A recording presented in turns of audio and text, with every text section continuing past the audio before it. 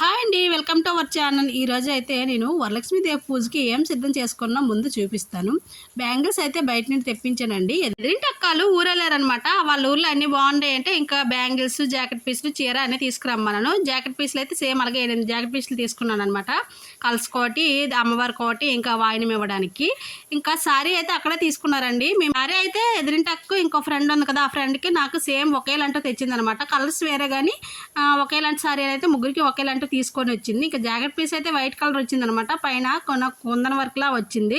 చాలా బాగుందనమాట శారీ అయితే. ఇంకైతే తాంబూలంకి అయితే పసుపు కుంకుమ ఇంపార్టెంట్ కదా, అవి అయితే చెరొక 5 ఇలా తెచ్చిందనమాట. తను 50 రూపీస్కి 10 వచ్చాయంట. అందుకని చెరొక 5 తీసుకురమ్మంటే తీసుకొని వచ్చింది.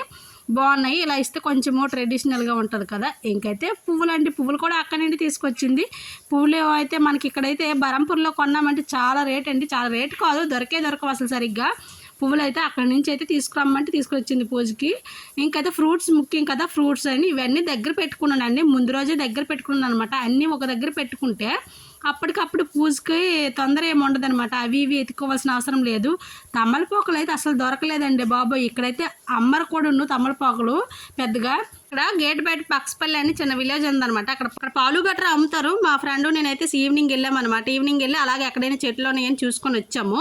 చెట్లు ఉంటే అలా అడిగేసి కొంతమందిని అడిగితే 5, 6 తీసుకోండి అమ్మ అని చెప్పారు. వేరే దగ్గరికి వెళ్ళామన్నమాట. అక్కడ చెట్టు కనిపించింది, తీసుకున్నాము. ఓకే ఫ్రెండ్స్, నచ్చితే లైక్ చేయండి, షేర్ చేయండి, సబ్స్క్రైబ్ చేయండి. Bye bye.